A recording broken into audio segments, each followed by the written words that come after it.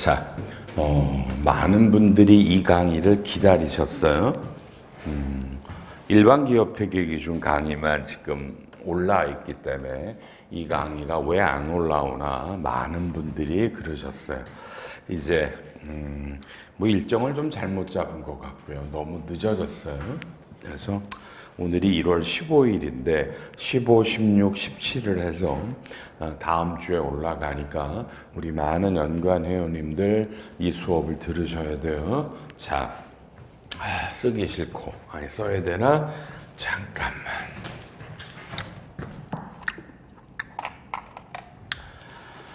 칠판 잠깐만 왼쪽에 여러분 이제 2024년도 결산을 하시죠. 결산한다라는 건 재무제표를 만드시는 거고요. and 세무 조정을 해서 법인세를 신고납부하는 겁니다. 그렇죠? 결산부터 하고요. 근데 문제는 이 결산이 일반 기업 회계 기준하고요. 국제 회계 기준으로 두 가지가 있죠.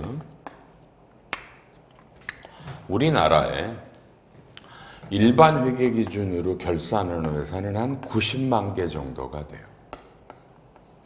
IFRS는요, 상장이 한 2,000개가 좀 넘고요. 해서 아무리 봐도 한 4, 5천 개는 될 것 같아요. 5천 개 안 될 수도 있어요. 그러니까 압도적으로 IFRS가 적지만 여기가 우리나라를 대표하는 모든 기업들이잖아요. 그렇죠? 그래서 저희 아이파라는 학원만 이 과정을 이원화해요. 회계를 일반 회계 기준으로 강의를 하면서 세무조정을 하는 반이 요게 24시간이 있고요. 오늘 이 수업은 무조건 회계 처리를 전부 다 IFRS로 회계 처리를 해서 결산을 하고 거기에 따르는 세무조정을 하는 반이에요. 여러분, 제가 아는 한 우리나라의 국제회계 기준만을 전제로 결산과 세무조정하는 바는 대한민국에 이 반 말고는 없어요. 미안해요. 다른 어떤 학원, 어떤 선생이 이걸 강의할 수 있는 사람이 없어요. 제가 볼 때. 없어요. 책도 없고요. 그래서 유일해요. 이 반이. 그래서 무지하게 많은 분들이 이 수업을 들으셔야 돼요. 주위 사람들에게 다 보라고 그러세요. 제가 올해 이 강의 하려고 얼마나 많은 노력을 했는지 몰라요. 이 늙은 놈이. 그래서 들으시면요. 세상에, 그죠? 대한민국에 이런 수업이 있구나 할 거예요. 지켜보세요. 어떤 얘기들이 어떻게 날아가나. 그렇죠? 여러분 상상 외의 수업을 들으실 텐데. 다만 회계사님, 이 책이 1500페이지인데 24시간 갖고 어떻게 하죠? 물론 못해요. 그래서 한 1000페이지 정도만 하는 거예요. 뭐예요? 그러면 세무조정까지만 들어가요.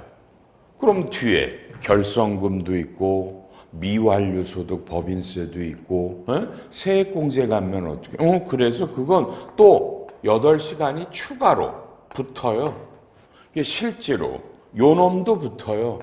이 말은 제가 사람들 모아놓고 강의할 때는 24시간만 하고요.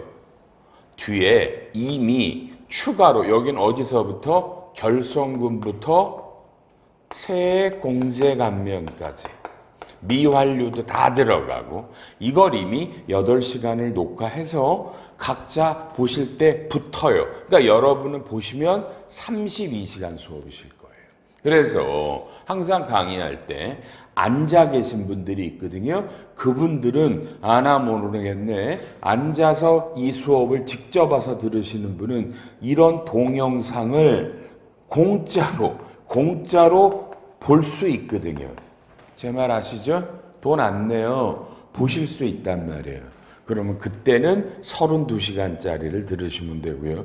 기왕 들은 거는 복습해서 들으시고 요 8시간을 추가로 들으시면 세액공제 감면, 결성금, 미완료, 토지 등 양도소득 법인세 다 같이 공부하시는 거예요. 그러니까 실제로 온라인 분들은 32시간 수업일 거고요. 알았죠? 앉아 계신 분들은 24시간을 하고 요 뒤에 8시간을 복습을 해라. 오케이? 그러니까 이걸 이래야 얼추 가능할 거 아니에요. 그렇죠? 그래서 아주 회계 처리와 세무 조정을 아주 지겹게 할 겁니다. 국제 회계 기준으로 그냥 한마디만 뭐라고요? 대한민국에 이런 수업 없다고 그랬어요, 제가. 있으면 얘기하세요. 저한테 말해줘. 어느 학원에 누가 어떤 교재로 IFRS를 하다를 알려줘요. 나도 가서 들어보게. 없을 텐데요. 없을 거예요. 철저하게 국제회계 기준으로 회계와 세무조정을 할 겁니다. 요런 반입니다. 이해하셨죠? 이제 진도는 나가고 책은 이 책이니까 이 책은 이제 보시면 되는 거니까. 그리고 가끔 우리 연간 회원님들 책을 안 사대? 야, 아니 책을 안 사고 수업만 듣는데 정말 미안해요. 여러분 화면 꺼요 그냥.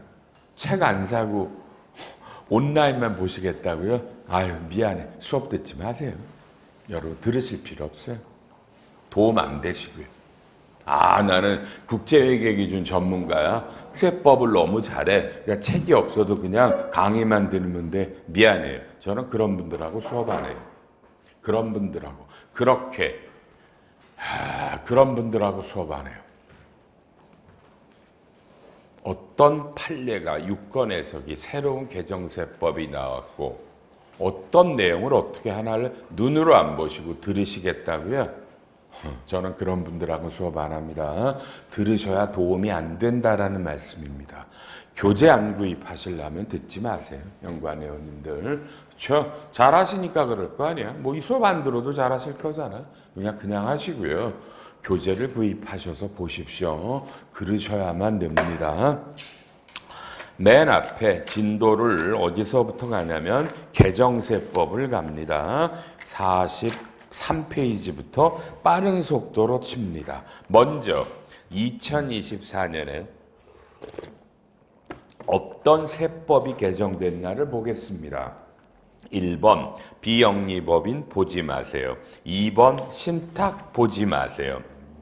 3번 결성금을 100% 공제하는 거 보지 마세요. 안 나와요. 4번 이건 중요하니까 여러분요, 그죠? 45페이지 맨 위에 3번 나오죠? 요거 5초만 읽어보세요. 5초만 읽어보세요. 읽으셨죠? 그럼 이제부터 시작합니다. 여러분, 우리나라에 부영이라는 그룹이 있는데 이 회장님이 여러분 우리 임직원들이 애를 출산하면 출산 지원금을 1억 원을 주셨어요. 회사에서. 대단하죠? 그죠? 70억이 나갔어요. 70억이. 그럼 여러분은 회계가 이게 급여로 가든 복리후생비로 가든 이건 아무 상관이 없죠. 다시 한번 여러분은 지금 머릿속에 회사가 우리 임직원들이 애를 낳으니까 축하해서 1억 원을 지원했다. 그게 급여라고 회계 처리를 해야 되나 복리후생비로 해야 되나 빨리요. 이게 여러분한테 혹시 중요해요? 개정 과목이? 그럼 여러분은 전문가가 아니고요. 개정 과목이 중요하다 이러셨으면 여러분은 전문가가 아니라고요. 개정 과목이 급여면 어떻고 복리후생비면 어때? 이건 중요한 게 아니에요. IFRS는 이 개정 과목이 중요한 게 아닙니다. 급여면 어때? 복리후생비면 어때? 근데 인사과 친구들은 난리 나죠. 인사과 친구들은 복리후생비로 가면 연말정산의 대상이 아닌 줄 알아. 이제 그건 인사과니까 그런 얘기를 하는 거고, 그건 개정 과목에 상관없어요. 문제는 두 가지 문제. 요 1억 원이 법인세법에서는 손금이냐, 또 소득세법엔 이게 근로소득이냐, 아니면 이 사람들이 증여세를 내야 되냐예요. 그래서 이게 국가가 줘야 될 거를 회사가 주니까 우리나라 법인세법 시행령을 바꿔서 회사가 임직원들에게 출산지원금은 2024년부터 손금이다라고 법에 넣어놓은 거예요. 빨리. 알았죠? 기가 막힌 거예요. 그렇죠? 송금이에요. 쉽게 기억해요. 여러분은 기가 막힌 걸 배운다고 그랬는데 오늘 배우겠지만 이따가 손금은요 이거 알아요? 사업과 관련되고요. 뭐 이래 통상적이고요. 수익을 창출할 때 기여해야 돼. 아니거든. 그래서 이건 그냥 법에다가 손금이에요. 됐죠? 문제는 여러분의 지식으로 대답. 1억 원을 받은 이 임직원들은 빨리요. 근로소득으로 세금을 내야 돼요. 증여를 내야 돼요. 5초 안에 대답. 5초 끝. 몰라요? 몰라? 이 수업이 2025년 1월 15일 날 녹화를 하고 여러분이 보는 건 1월 한 20 며칠부터 보는데 새해가 20일이 지났는데 이게 소득세법에서 어떻게 하는지를 여러분은 몰라? 그럼 여러분은 또한 재무팀이 아니고요. 그죠? 여러분은 재무팀 자격이 없고요. 여러분은 세법이 개정된 것도 안 보시나? 안 봐? 세법이 연말에 바뀌어서 특히 소급되는 거 정도는 봐야 되는 거 아니야? 재무팀이라면? 모름도 할 수 없지.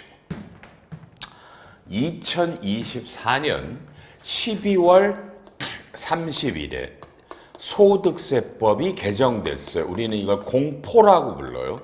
공포되면서 이 회사가 1억 원을 주는 것 여러분 기가 막히죠. 뭐예요? 근로소득이라고 법이 나왔어요.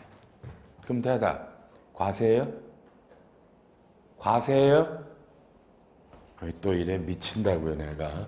여러분은 마음속에 대답.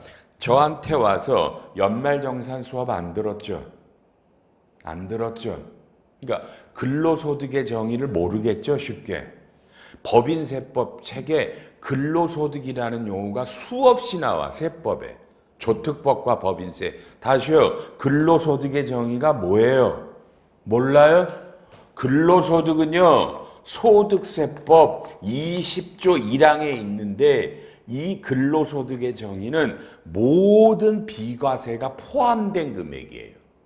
그리고 여기서 비과세를 빼는 거예요. 요게 총급여액이라고 그래서 요놈이 과세가 돼. 그러니 이번에 법을 바꿀 때 뭐야? 회사가 출산지원금 주는 건 근로소득이다. 동시에 전액 비과세다. 그래서 과세되는 금액은 없다. 이렇게 법을 바꾼 거고 2024년부터 소급 적용한 거예요. 알았나요? 알았어요? 이 정도는 알아야죠. 그죠? 1월 15일인데도 아직도 작년 연말에 개정된 특히 소급되는 걸 모르고 있다. 이건 잘못된 겁니다. 이런 게 됐다. 그러니까 법인세도 손금으로 인정해주고 개인도 소득세 안 내는 법이 나왔고요. 다만 눈으로 확인해요. 우리 법인세법에는 오른쪽에 임원이나 직원에게 준다고 돼 있죠. 맞죠? 근데 소득세법에는요. 근로자에게 준다라고 돼 있어요. 5초 안에 또 대답. 왜 양쪽 법이 달라? 법인세는 임원에게 주는 것도 손금이라고 돼 있잖아. 출산지원금이. 그지? 근데 소득세법은 근로자에게 줄 때 비과세라는 거야. 대답. 왜 다르죠? 양쪽 법이? 또 몰라? 모르지. 수업 안 들으면. 왜? 소득세법에 근로자라는 정의에는 임원과 직원을 동시에 포함하는 용어가 근로자예요. 이해해요? 소득세는 근로자라는 정의에 임원이 포함되어 있다고. 법인세는 임직원이라고 분명하게 썼지만 소득세는 직원이라고 써도 뭐라고요? 임원도 들어가는 거라고요. 알았죠? 공부하세요. 개정된 세법들도 봐야죠. 소급되는 거 정도. 이건 중요한 거예요. 그래서 부영이 주는 돈 70억은 전액 다 송금이고 받는 사람은 전액 다 비과세돼서 1원도 소득세를 내지 않습니다. 칠판 답 안 알려주고 질문만 할게. 어린애가 봐요. 2025년 오늘 태어났어. 여러분 회사 직원, 임직원의 아기가. 그럼 작년에는 임신 중이었죠? 여러분 회사가 애 출산하기 전에 임신할 때도 500만 원을 줬어. 임신 과정에 쓰라고. 이해해? 출산하면 또 500 또 주고. 그럼 대답. 500은 손금이야, 비과세야. 여기 법에는 출산, 출생이라는 용어를 써요. 빨리요. 모르겠죠? 궁금하면 저한테 질문하세요. 2024년에 애가 태어나지 않았고 임신 과정이었는데 임신 과정에서 준 돈은 법인세가 손금이냐 소득세 비과세냐 궁금하면 질문해요. 좀 이따 제 전화번호 아시지만 모르는 분 다시 알려줄 거니까 지금 알려주면 재미없잖아.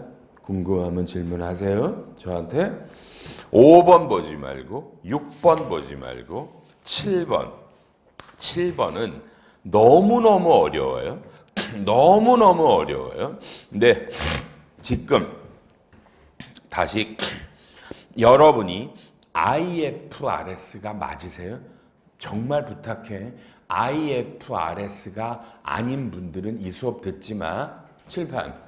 일반 기업 회계 이 강의를 듣고 저는 회계사님 일반 회계 기준 결산 세무조정 잘해. 국제 회계 기준이 궁금해서 듣고 싶어요. 그러면 들어도 돼. 근데 일반 회계 하시는 분이 이 과정을 안 듣고 이거 들으시면 이건 진짜 천하의 오지랖이야. 듣지 마, 여러분. 이 강의를 들어, 이 강의를 여러분. 이 강의를. 이거는 이거 잘해요. 이제 저 좀 있으면 IFRS 회사로 옮겨갈 거예요. 나도 잘하고 싶다니까 그럴 때 들어요. 왜냐면 나중에 하는데 상환 우선주가 있는데 국제회계 기준은 이걸 부채로 잡기 때문에 상환 우선주가 주식 발행 초과금이 없어요. 이렇게 말하면 또 욕할라. 칠판. 자, 우리가 상환 우선주라고 불러요. 그러니까 회사가 주식을 발행해요. 우선주를 발행하는데 여러분이 투자자가 A라는 법인이거든요. 투자자들이 돈을 넣었어요. 여기다가 또는 법인이나 개인이. 그러면 처음에는 주주인데 이 사람이 원하면 이 금액을 돌려준다고요. 근데 이게 회계가 봐요. 회계가 일반 회계 기준이면 이 A가 비상장이면 현금을 100억을 받았으면 이러는 거야. 자본금은 뭐 그냥 자본금은 1억이다. 그러면 이게 주발초예요. 나중에 징그럽게 할 거야. 그래서 우리 비상장 법인들은 죽을 만큼 상환 우선주들을 발행해요. 그럼 여기에 주발초가 떠요. 그럼 이 주발초로 무상주를 주거나 배당금을 줄 때 세무상 혜택이 있는데 지금 일반 회계를 공부하신 분들은 이 사람이 여러분 봐봐 상환을 청구하면 처음에 받을 때는 100억이어도요. 보통 110억, 120억 정도를 줘요. 이해해요? 원본보다 어마어마하게 더 많은 돈을 줘요. 그럴 때 회계가 미처분 이익잉여금을 죽여요. 그래서 상환 우선주를 발행하고 상환을 하면 요 자본금과 주발초가 그대로 있고 이익잉여금이 줄어요. 그러니 요 주발초인데 봐봐. 처음에 발행해서 주발초가 있었어. 근데 몇 년 지나서 상환이 됐어. 그럼 논리가 뭐예요? 이 돈이 나갔잖아, 다시. 그럼 근데 장부상의 주발초는 있어. 그럼 이걸로 주시면 이건 아무런 세무상 혜택이 없다. 받은 사람들이 입금이다, 이 뜻이에요. 근데 여러분이 IFRS는 상환 우선주를 발행할 때 여러분은 대변이 얘가 아니라 금융부채. 상환 우선주라는 부채로 들어가서 여러분은 주발초가 없어서 주발초로 무상주나 배당금을 줄 수 없어서 IFRS 하시는 분은 상환 우선주 주발초로 주면 세금이 있다 뭐 이런 걸 배우실 필요가 없어요. 그러니까 양쪽 회계는 하늘과 땅의 차이예요. 문제는 여러분이 양쪽 회계를 양쪽 너무 모른다라는 데 있겠죠. 그죠? 국제회계 기준 하시는 분은 일반 회계를 모르고 일반 회계하시는 분은 국제회계를 모르고 각자 나만 잘났으니까 내 회계만 하니까 양쪽을 하시고요.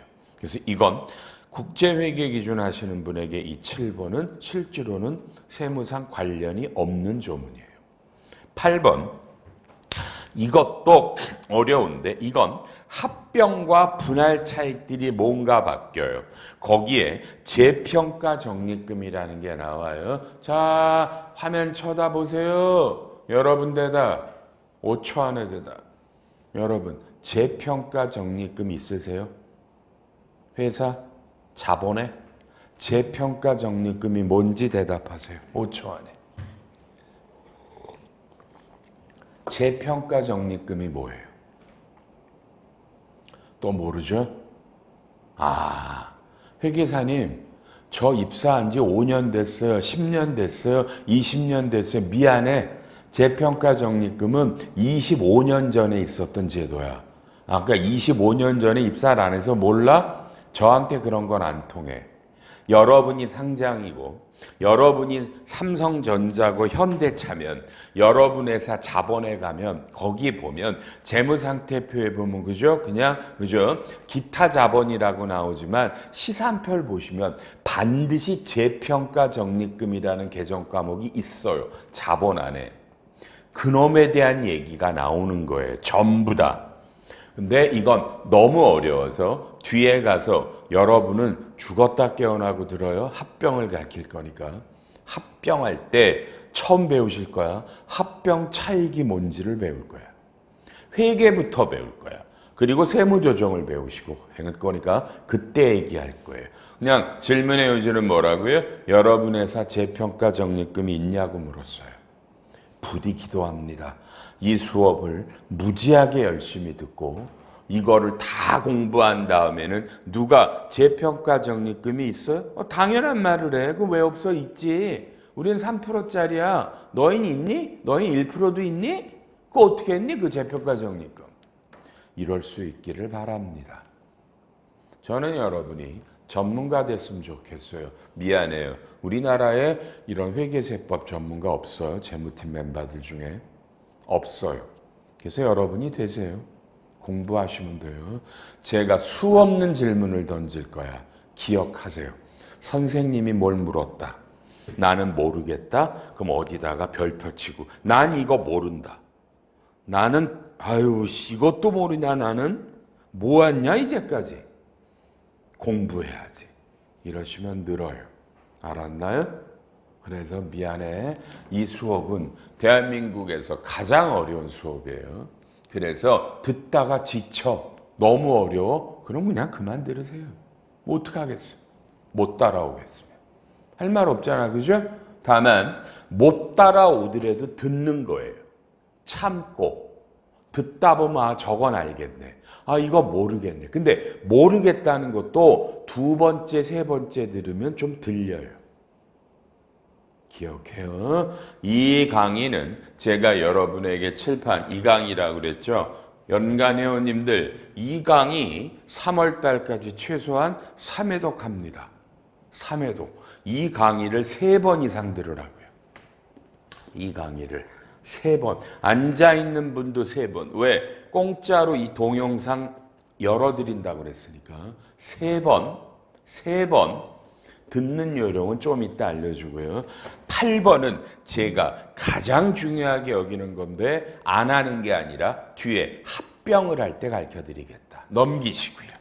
여러분 합병 배우니까 얼마나 좋을까? 9번 할 때 같이 할 거고요. 10번 수입 배당금이 입금불 산입된다. 별로 중요한 거 없어. 근데 없어. 여러분 그냥 문득 몰라도 돼. 49페이지에 위에 동그라미 5번 요거 5초만 읽어봐요.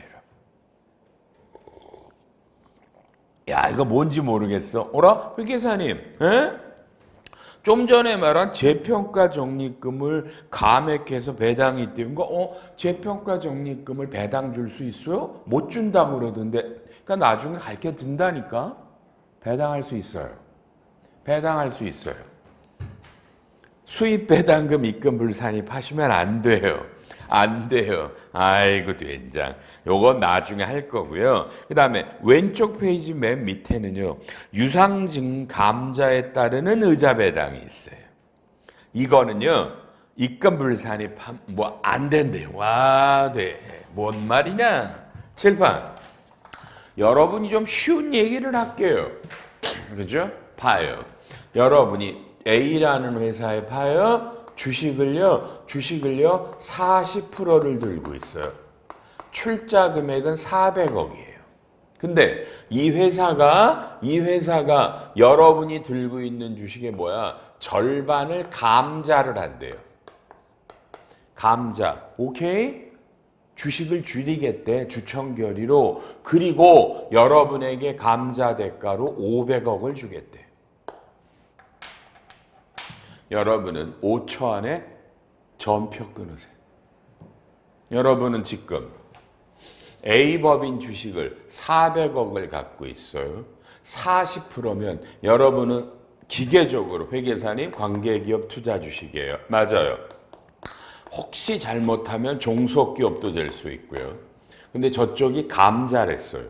그래서 500억을 줬어요. 절반을 감자했어요. 그러니까 내가 총 금액은 400억인데 이 주식의 절반이면 원가는 200억이잖아. 근데 그걸 500억을 줬으니 아무것도 몰라도 전표가 차변에는 500일 거 아니야. 맞죠?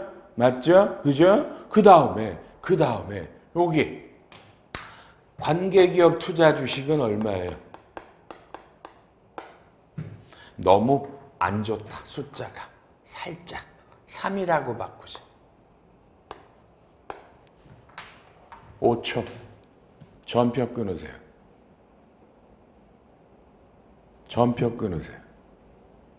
5초. 끝. 못 끊었어요? 칠판 보세요.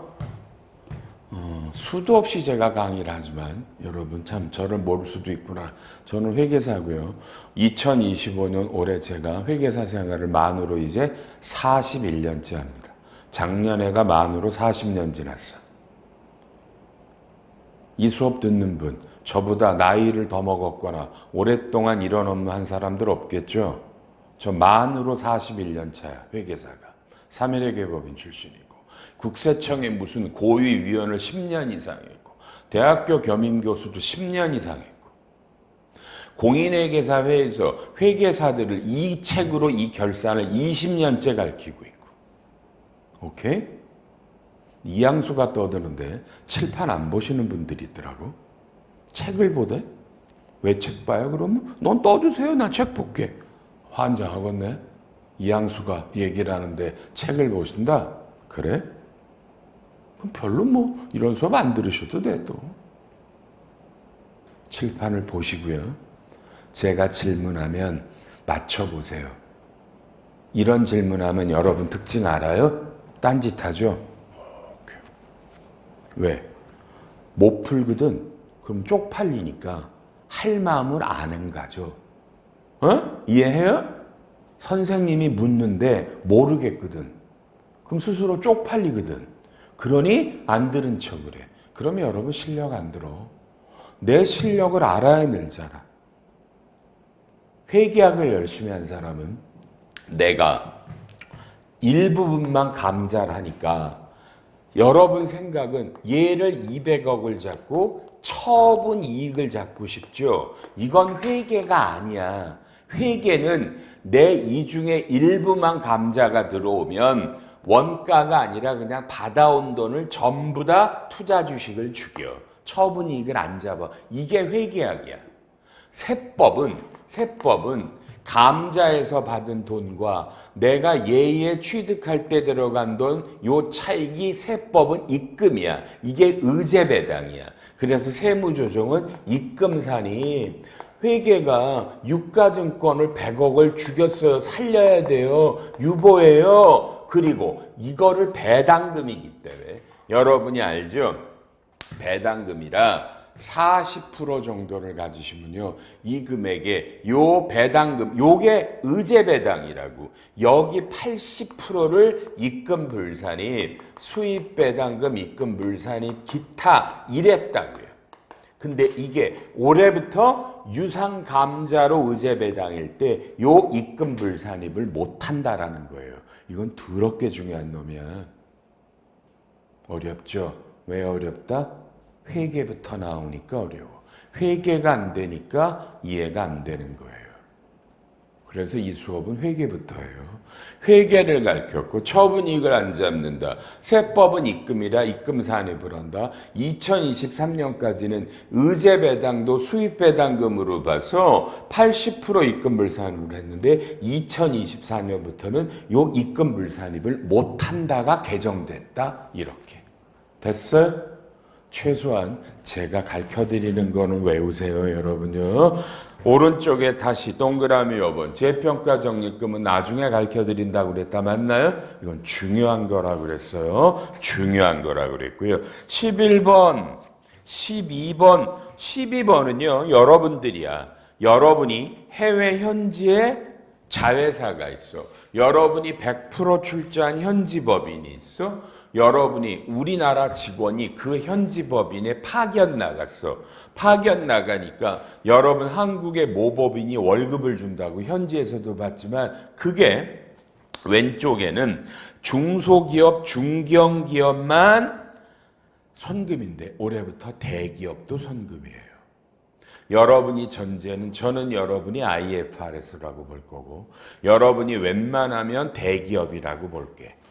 대기업은 작년까지는 여러분이 해외 현지에 파견된 사람을 우리나라 법인이 한국에서 월급 주면 선금불산입인데 물론 업무랑 관련이 있다 그러면 선금이었고요. 근데 웬만하면 불산입인데 올해부터는 대기업이 현지 법인 파견 사람에게 급여주는 것도 선금이에요. 어마어마하게 유리한 법이 바뀌었고요. 대기업들한테. 13번 징벌적 손해배상금은 아우 좀 짜증나. 이따 할게요. 이따 할게. 의미는 별로 없어서 그래요. 14번 올해 이런 거 다 알죠? 자동차 번호판에 뭐 녹색 번호판 기억나죠? 8천만 원 초과되는 거 그거 안 붙이면 녹색 번호판 안 붙이면 업무용 승용차 관련 비용이 전부 다 송금불산입된다. 15번, 16번, 17번, 18번 어려워서 지금 봐도 몰라. 18번 무중재 합병 이런 것도 해요. 여러분은 복 받았네. 합병 같은 거 많이 배우나 보다. 그죠? 이번 시간에 이제까지 안 했던 것들 배우실 거예요. 무중재 합병 좀 이따 해드리고요. 19, 20, 21, 22, 23 쭉쭉 가. 24, 25, 26, 27, 28, 29번 여러분 올해부터 금형은 내용연수가 5년이에요. 그러면 작년엔 어떻게 돼 있냐면 여러분 머릿속에 잡아. 금형은 2023년까지는 기계장치예요. 그러니까 여러분의 기계장치 내용연수가 걸려. 근데 여러분 오해하지 마. 2024년에도 금형은 기계장치야. 단 내용연수는 여러분이 적용하는 그런 기계장치 내용이 아니라 세법은 5년으로 생각하라고 법을 준 거야. 이해했나? 금형이 비품이 아니에요. 기계장치인데 내용연수는 5년을 걸어라 이거야. 작년에는 여러분의 오리지널 기계장치 내용연수를 같이 걸었을 거야. 이건 어려운 얘기야. 어려울 거니까 놔두고요. 쭉쭉 넘어가 필요 없어. 끝. 60페이지 끝 칠판. 여기까지가 올해 법인세법이 개정된 거야. 대답. 여러분 느낄 때 중요한 놈 있어요? 빨리 별로 없다고 그래. 별로 없죠. 배당금 말고. 그죠? 올해 법인세법은 거의 바뀐 게 없어요. 뭘 바뀌었어? 뭐 감자 이거? 이거 재밌긴 하네. 아까 안 한 거 뭐 합병 재평가 적립금 그거 나중에 한다고 그랬죠? 그죠? 별로 바뀐 거 없어요. 알았나요? 법인세법은요. 조특법으로 간다. 1번도 의미 없고 2번 4대 보험에 국민연금이 들어와. 중요하지 않아. 작년에도 이미 4대 연금 들어갔어. 중요하지 않아. 나중에도 가르칠 거고요. 3번 4번 다 필요 없네. 넘어가고 5번 6번 7번 8번 9번 10번 11번 12번 13번 14번 15번 16번 17번 영상 콘텐츠 일부 기업만 뭐 OTT라는 데서 그 프로그램들 만들 때 들어가는 걸 제작 비용이 세액공제가 되는데 세액공제하는 방법이 바뀌었어요. 해당되는 분들만 봐. 우리 별로 없죠? OTT 하는 분 별로 없죠. 그죠? 그리고 기존의 OTT도 전부 다 결손이잖아. 지금 회사들이 결손이니까. 18번 여러분이 혹시 문화산업 전문회사라는 데다 출자했어? 출자하시면 오른쪽에 오른쪽에 가로 4번 3% 세액공제 해줄 거야. 요거 세액공제 하나 추가돼서 없죠? 없죠, 여러분도 이거 없죠. 이런 겁니다. 그냥 여러분이 사장님이 엔터테인먼트 이런 데 관심이 많아.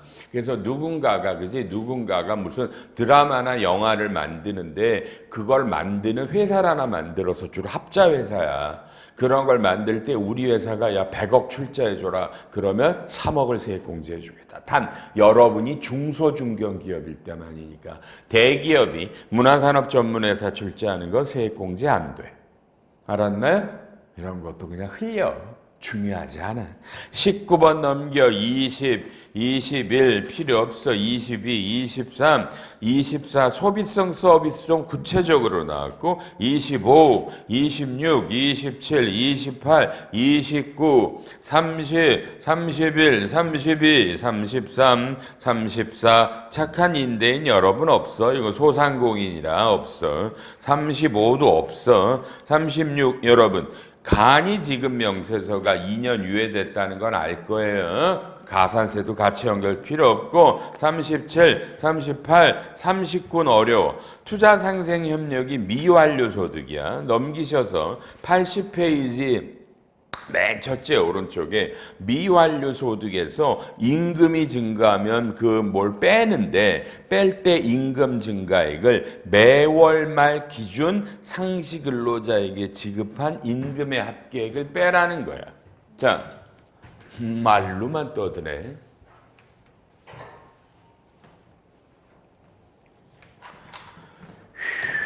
여러분 칠판 우리 아이파 연간 회원들 여러분 중에 물론 제가 알지 삼성전자, 현대차 이런 대기업 분들이 별로 없어.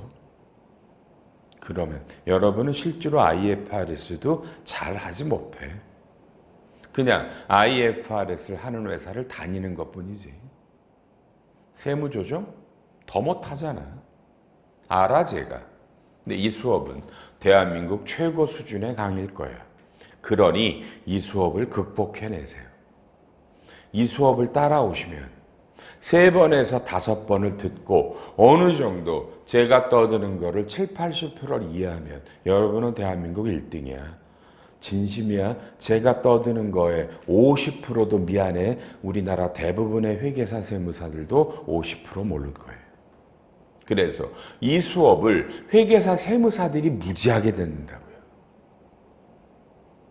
여러분 이겨내세요. 알았죠?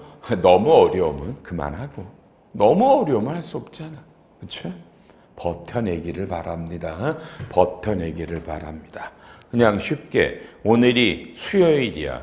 여러분 제 자랑 해볼까? 저 토요일 일요일 날 얼마나 공부했는 줄 알아 여러분? 저 하루에 10시간씩 책 봤어요. 세법책. 남이 쓴 책. 1700페이지짜리 책 이틀 동안 다 읽었어. 여러분 빨리요. 토요일 일요일 날 뭐 하셨어? 그냥 노셨어? 쉬셨어? 아 물론 뭐 나가서 일했어? 모르겠다. 같이 공부해요. 오늘 아침이 또 뭐 대통령 2번째 잡으러 간다고 아침 텔레비 트니까 난리 났더라고. 지금 어떻게 됐나 궁금해 죽겠고요. 그런 거 신경 쓰지 말자 여러분. 우리 IFRS 회계와 세무조정을 잡으세요. 어려워도 따라오세요. 마음속에 대다 미완료 소득 계산해내실 수 있으세요? 미완료 소득 아세요? 또 몰라? 모르면 어때? 칠판. 미완료는 상호 출자 제한 기업 집단 법인만 거는데 여기는 자 각 사업연도 소득 금액에서 여기서 뭘 더하고 빼요. 그럼 이게 기업 소득이라고 불러. 요게 이런 절차가 있어. 기업 소득은 아무리 많아도 3천억이 맥스야. 여기다가 뭘 빼냐면 임금 증가액을 빼. 임금이 증가한 거, 월급을 많이 준 거.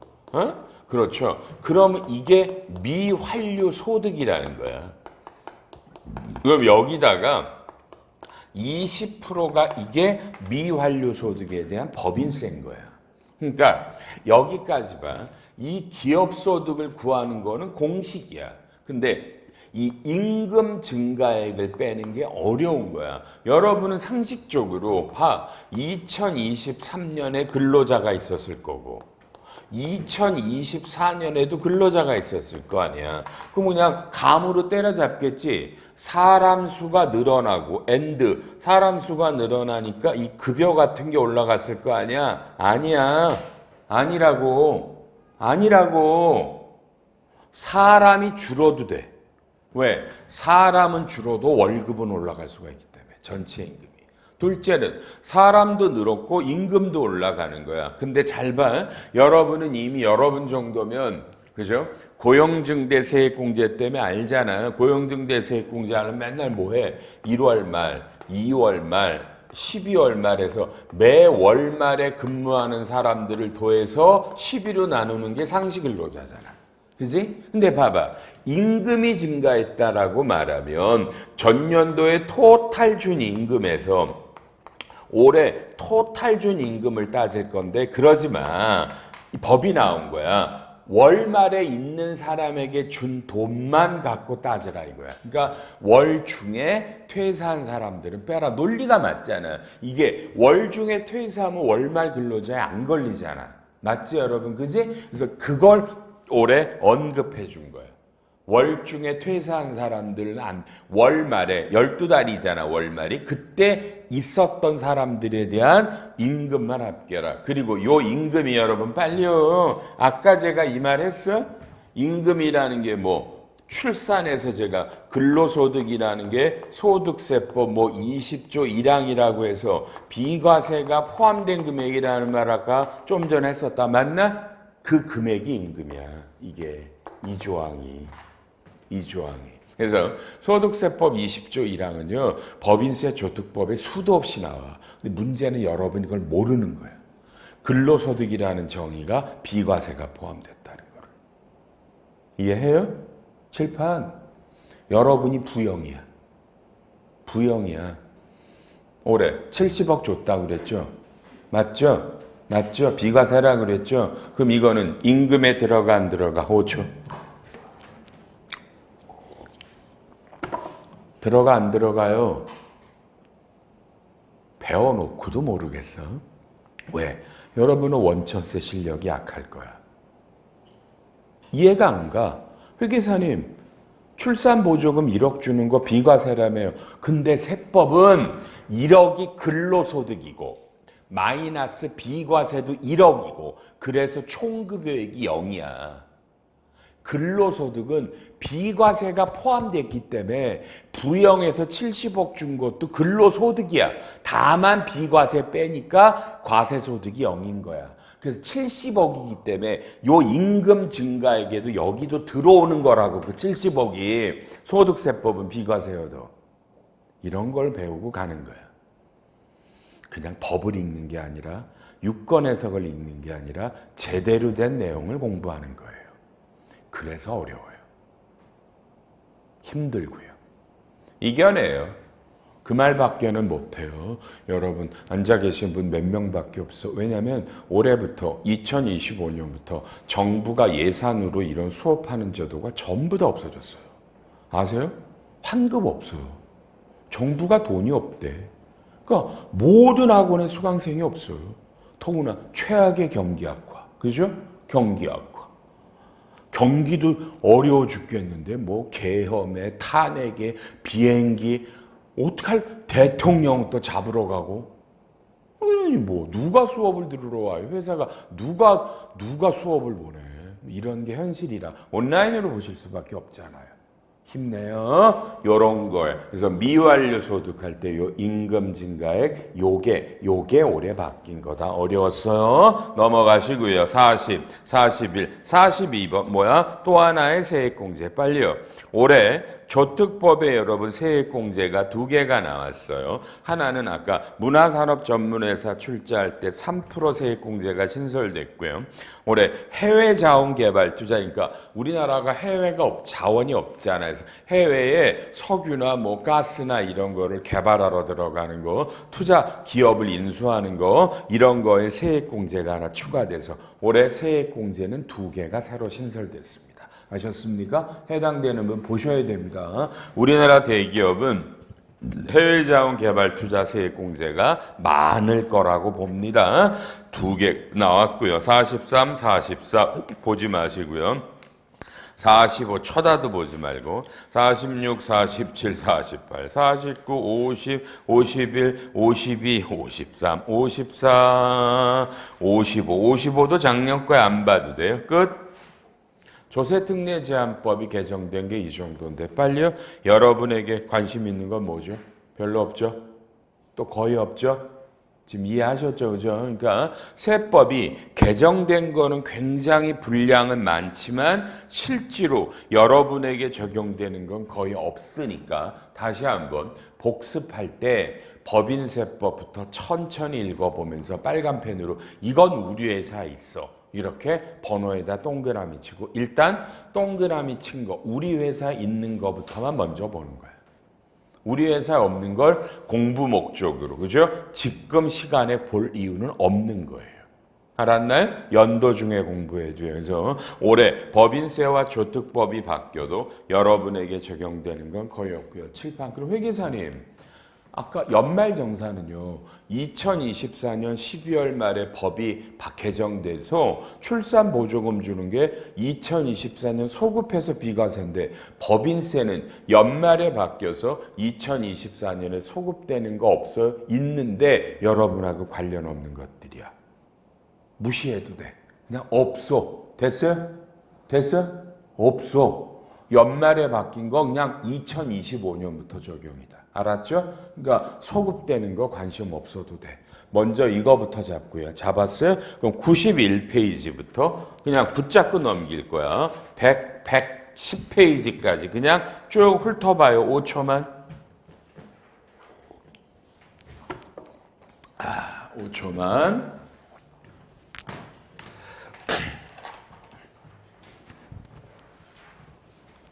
자, 5초 지금 칠판.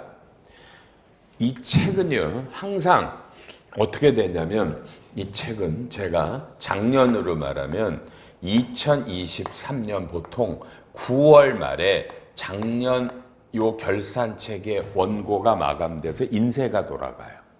이해하셨죠? 그러면 작년 10월 1일부터 올해도 마찬가지야. 2024년 9월 말에 이 책의 원고를 탈고하면 요 작년 책에 쓴 다음에 요 1년간 나왔던 국세청 유권에서 기재부 유권에서 조세심판원 결정사례 법원 판례들이 있을 거 아니야. 그중에 중요한 것만 모아놓은 거예요. 여러분 성질이 급하잖아. 급하니까 올해 뭐가 중요한 유권에서 판례가 나왔어요? 궁금하잖아. 그래서 그걸 앞에다가 묶어준 거라고요. 그러면 지금 요 페이지에 있는 건 우리 이번 뒤 본문에 다 있는 얘기라고. 근데 성격들이 급하시니까 앞에다 한번 모아놨다고. 이해했어요? 이것만 쭉 보면 올해 요런 것들이 이것만 읽어도 얼마나 재밌겠어. 그죠? 근데 문제는 그러면 여러분 내년도 결산은 몇 월까지 해? 3월 말에 결산하잖아. 그러면은 요 사이 6개월에 또 무지하게 많은 것들이 또 새로 나올 거 아니야. 그건 이 책에 없을 거 아니야. 그래서 여러분에게 뭘 줘요? 추록이라는 걸 나와요. 자, 오늘 온라인으로 보시는 분, 자, 시작. 1강 끝날 거 아니야, 좀 있으면. 끝나고 바로 앉아 계신 분은 오늘 집에 가서 여러분이 듣는 게 아이파라는 학원이야. 아이파에 가서 로그인을 해. 수강하신 분은 다 아이디들을 줘. 로그인을 들어가면 그 목차가 있는데 거기 가면 자료실이라고 있어. 자료실에 가면 법인 결산 추록분이라는 파일이 있어. 이해하셨어? 그 파일을 클릭해. 그리고 출력해. 집에 프린터 있으시면 내일부터 갖고 와. 한두 페이지 같아? 오늘 집에 가서 보실래요, 여러분? 25페이지야. 추록분만 A4 형식으로. 이해해요? 어마어마하죠? 추록분이 25페이지야. 오늘 1월 15일까지로 출력해. 그리고 여러분이 현명하시면 제 책을 보여드려? 제 책을 보여드려? 붙어 있어, 없어, 이렇게? 봤죠? 붙었지? 잘라서 거기 보면 몇 페이지 몇째 줄에 이런 내용이라고 다 써 있다고. 그 해당되는 페이지에 저처럼 잘라서 붙이라고. 그러면 완벽한 책이야. 다만 1월 15일 현재야. 내일부터 3월까지도 또 수십 페이지가 또 올라갈 거야, 추록분이. 그러니까 심심할 때마다 봐. 아셨죠? 너 안 해? 하지 마, 그러면. 하지 마. 강요 안 해. 내가 뭐 미쳤어요, 여러분들어? 그런 거 하라고 강요하게. 여러분 할 마음 없죠? 뭐 안 해도 돼. 그럼 대충. 아, 바빠? 아, 부가세 마감해야 되고, 뭐 해야 되고, 연말정산도 하고, 결산도 해야 돼서 바빠? 그럼 하지 말지 뭐. 뭐 내가 뭐 강요할 이유가 뭐 있어. 하실 수 있는 분들은 추록분을 뽑아서 일단 이 책에다 갖다 붙여, 여러분. 그냥 뭐 수정해 주세요. 한두 페이지 뭐 연필로 빨간색으로 바꾸고. 알았죠? 그리고 이게 1월 15일 현재 25페이지니까 일주일 단위로 제가 올려. 그러니까 3월 말까지 아직도 또 수십 페이지가 또 올라갈 거야. 여러분 이게 AS 아니야? 어? 2024년 10월 달에 책을 냈어. 그때까지 들어간 것만 책에 있을 거 아니야. 맞나? 그럼 아니잖아. 결산할 때까지 6달 동안 수없이 많은 사례와 판례들이 나오는데 그거가 되면 세무조정이 바뀌잖아. 맞잖아. 그걸 AS 해야 될 거 아니야. 요 추록분이 AS라는 거예요. 알았나요? 하세요? 강요 안 한다. 그죠? 다 공짜인데. 근데요, 대부분이 안 하더라고. 나도 할 말 없어. 안 하겠다는데 뭘 어떻게 해. 그걸 내가 뭘. 에? 왜? 칠판 잘 봐요. 여러분이 안 하는 이유 알려줘? 여러분의 마음속에 뭐가 있어? 회계사님, 세무조정은 제가 하나요? 쉽게. 회계사님이 하시지. 이 추록분이 다 세법 관련된 거 아니에요. 세무조정하는 사람이 알면 되지. 제가 그걸 굳이 뭐하러 알아요? 맞는 말 같다 또? 여러분은 결산만 하는 거지? 세무조정은 안 하지? 그러니까 세법 바뀐 거 몰라도 되네? 그런 얘기야 지금? 그럼 여러분 재무팀 하지 마. 뭐하러 재무팀을 다녀? 어? 그런 마음이 있어. 아, 세법은 회계사 세무사가 하는 거야? 세무조정은? 그게 난 몰라도 돼? 뭐 이런 사람이 무슨 재무팀을 다녀? 원래 세무조정은 여러분이 하는 겁니다. 여러분이 해서 세무조정 계약을 맺은 회계사 세무사한테 주고 틀린 거 있나 확인해 주세요. 잘했습니까? 예, 그러면 신고합시다. 이렇게 하는 거야. 여러분이 하는 거야. 근데 여러분은 세무조정은 회계사 세무사가 하는 줄 알죠? 환장하겠네. 계약서 봐봐. 어디 그렇게 돼 있나? 응? 여러분이 하는 거야. 회계사 세무사가 제대로 했나를 확인할 뿐이에요. 이해해요? 근데 대다수는 여러분이 세무조정을 할 수 있는 그게 떨어지니까 회계사 세무사가 직접 해주는 경우들이 있는 것뿐이고요. 원래는 여러분이 하는 거예요. 그래서 여러분이 이 추록분을 반드시 봤으면 좋겠어요. 알았죠? 기왕에 공부할 때. 그래서 책에다 뜯어 붙이세요. 와, 멋있잖아. 뜯어 붙여요. 뜯어 붙이고 수업 들으시면 더 좋을 것 같다. 알았나요? 아이고 환장하시겠다 어려워서. 요게 20페이지가 이런 놈이고요. 문제는 이거 이후에 추가로 나온 놈은 아이파 홈페이지 자료실에 추록본에다 계속 업데이트가 되고 있다. 오케이? 그것도 여러분 편하게 어떻게 되어 있다고요? 이 교재 몇 페이지 몇째 줄에 이런 내용을 바꿔주세요. 이런 내용을 추가해 주세요. 이렇게 친절하게 써 있다. 알았죠? AS 괜찮죠? 그죠? 이런 수업입니다. 와, 끝! 와, 첫 시간에 100페이지 했으면 됐지 뭐. 그래서 우리는 첫 시간 동안 110페이지까지 올해 개정된 세법과 유권 해석 판례들이 뭐고 추록본으로 새로 이렇게 업데이트할 수 있다라는 것들을 배우신 겁니다. 자, 20초만 얘기하고 첫 번째 쉽니다. 이 강의는 진심입니다. 너무나 많은 우리나라의 회계사 세무사님들 보시기 바랍니다. 회계사 세무사님들 반드시 보시기 바랍니다. 수없이 많은 분들이 보는 걸 제가 알아요. 요새 회계사님들 전화 아주 무지하게 와요. 꼭 보시고요. 기업에 다니시는 분, 여러분은 이 수업이 어렵습니다. 그래도 한번 버텨내 보세요. 어차피 전문가 되는 게 아니야, 목표가. 맞죠? 전문가 되시는 거잖아. 이 정도 수업을 버팁니다. 그리고 다시 이 수업은 총 몇 시간이라고요? 실제로 32시간짜리 수업.